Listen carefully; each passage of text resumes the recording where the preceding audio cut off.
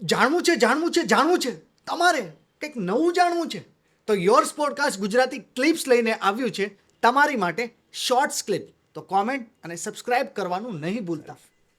તમે સર કોઈ પણ કલાકારને કાસ્ટ કરો છો તો તમે શું જોવો છો એનામાં?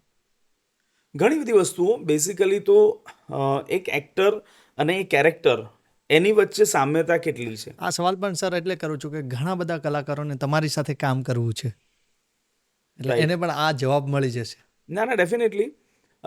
એટલે હું બહુ ફ્રેન્કલી સ્પીકિંગ પ્રોસેસ ઘણી બધી અલગ અલગ હોય છે મારી. દરેક ફિલ્મમાં અલગ અલગ ઘણી બધી ફિલ્મોમાં કેવું છે, કાસ્ટિંગના કોઈ એવા પેરામીટર નથી કે આ રીતે જ કરવું કે આ રીતે જ કરવું. તો હું જ્યારે કાસ્ટિંગમાં હું કેરેક્ટર જ્યારે લખું ત્યારે મારી ને રામની વચ્ચે હંમેશા ઝઘડો થાય. રામ છે ને કેરેક્ટર લખે ને તો એના મગજમાં કોઈક એક્ટરને રાખે અને હું હંમેશા રિમૂવ કરાવું ઓકે. કે કેરેક્ટરને મગજમાં રાખો, એક્ટરને નહીં. કેરેક્ટર બની જશે પછી, કેમ કે સી એક્ટર કેરેક્ટર માટે કામ કરવાનું છે. આ કેરેક્ટર એક્ટર માટે કામ નથી બની રહ્યું. સો એ ડિફરન્સ છે. જ્યારે કોઈ એક્ટર માટે તમે કેરેક્ટર ડિઝાઇન કરતા હો that is a different thing. કે ભાઈ એક એક્સ એક્ટર છે, એને આ ફિલ્મમાં લેવા માટે કેરેક્ટર ડેવલપ કરવું છે તો ઇટ્સ અ ડિફરન્ટ થિંગ. પણ રૂટીન યુઝ્યુઅલી તમે સ્ક્રિપ્ટમાં કોન્ટેન્ટ પર ફોકસ કરીને કામ કરતા હો ત્યારે એક્ટર કેરેક્ટર પ્લે કરવાનું છે. So actor is a part of the script. તો સ્ક્રિપ્ટની અંદર એ સેટ થાય છે કે નહીં, આ એક તો પહેલી. અચ્છા, બીજી વાત કે ઘણી વખત હું એ પ્રોસેસમાં વધારે કે જેની સાથે મેં કામ કર્યું છે તો એની ગુડ અને બેડ્સ બંને સાઈડ મને ખબર હોય. ફોર એક્ઝામ્પલ, અને મારું કોઈ કેરેક્ટર એવું હોય કે જે અગેન એક એક્ટરમાં ફિટ થતું હોય તો હું પહેલી પ્રાયોરિટી એક્ટરને આપીશ. બિકોઝ જેની સાથે કામ કરવાનો એક અનુભવ છે મને, એ મને સમજે છે, હું એને સમજ. પણ ઓલ ટાઈમ એવું નથી કે ભાઈ એક જ એક્ટર હોય કે એક જ એક્ટ્રેસ હોય. ઓલવેઝ એ નવી વસ્તુ હોવી જોઈએ. અને એ છે જ, પ્રેમજીથી લઈને કસુંબો સુધી જોશો તો કેટલાય તમને વેરિએશનના ડાયનેમિક એક્ટર્સ તમને મારી સાથે જોવા મળ્યા હશે. એટલે મેક્સિમમ વેરાયટી ઓફ એક્ટર્સ સાથે મેં કામ કરેલું છે અને કરીશ આગળ. તો હું જ્યારે જોઉં છું ત્યારે એ નથી જોતો એક્ટર્સ ઘણા બધામાં આવે કે ભાઈ મારો બાયોડેટા પોર્ટફોલિયો આટલી હાઇટના, આ કલરના, આ બધામાં હું પડતો નથી. કહું કોઈ હું એની સાથે 1 to 1 બેસું વ્યક્તિ સાથે, હું એને ઓળખ. કારણ કે માણસ તરીકે કેવો અથવા કેવી છે ને એ પહેલાં હું જજ કરું, ધેન હું કેરેક્ટર ઉપર જાઉં.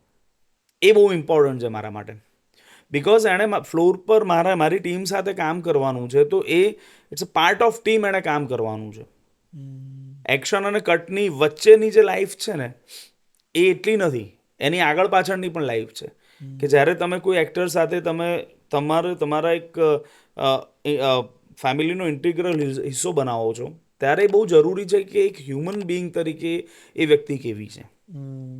તો સૌથી પહેલો ક્રાઇટેરિયા. અચ્છા, બીજું ઘણી વખત હું જોઉં છું કે કોઈ એવરેજ એક્ટર હોય બધા, પણ તો બી હું એની સાથે કામ કરવાનું પસંદ કરીશ, કેમ કે એને ટ્રેન કરી શકાશે.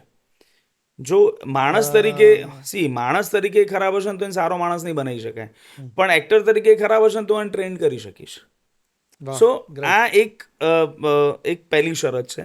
અને ડેફિનેટલી બીજી એક ઇમ્પોર્ટન્ટ વસ્તુ એ છે કે એનામાં લિસનિંગ પાવર હોવો જોઈએ. ઘણા બધા એક્ટર્સમાં શું હોય છે, તમે કેરેક્ટર સમજાવો પણ એને જે કરવું હોય ને એ જ કર્યા કરે.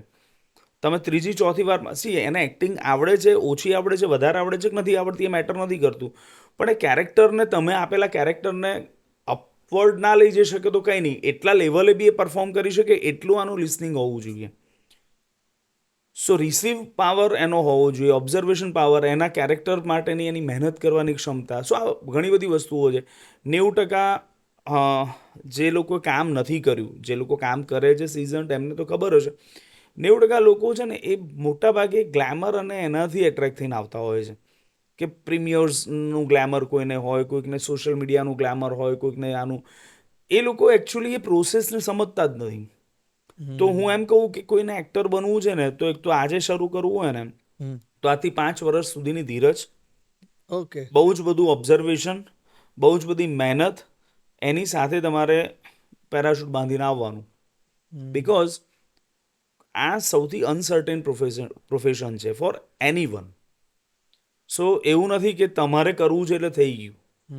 હું એમ નથી કહેતો કે બધું લક પર ડિપેન્ડેડ છે. ના, તમે મહેનતથી લકને બદલી શકો છો ડેફિનેટલી. લક એટલે ઈશ્વરનો આશીર્વાદ તમારી ઉપર રહે, પણ તમારે તો એ મહેનત કરવી જ પડશે. તમારા ભાગની મહેનત કોઈ નહીં કરે. અને મહેનત ઘણી વખત ફ્લોર ઉપર કરવાની નથી હોતી, એને સમજવા માટે એની આગળ પાછળ કરવાની હોય છે. કરીને આવવાની હોય છે. હા, એક વખત દાખલા તરીકે આજે વર્ષમાં મેં એક ફિલ્મ કરી તો shooting experience is a different thing, but film એ ખાલી શૂટિંગ એક્સપિરિયન્સ નથી, હોલસમ એક્સપિરિયન્સ છે. એમ એક્ટર માટે જ્યારે એ ફ્લોર ઉપર આવે છે તો એની પહેલાં એની પ્રોસેસ કેવા લેવલની કે કઈ પ્રોસેસમાં ઇન્વોલ્વ થવા તૈયાર છે એ બહુ ઇમ્પોર્ટન્ટ છે. અને બીજું કે ભલે ને ફ્લોર ઉપર આવે સીધા, પણ એનો રિસીવિંગ પાવર કેવો છે, લિસનિંગ પાવર કેવો છે, એ બહુ મેટર કરે છે. ઓકે. નહીં ઘણા બધા લોકોને કેવું થાય છે અત્યારે બી કે એનું ફોકસ અનનેસેસરી બીજી બધી વસ્તુઓ બહુ હોય.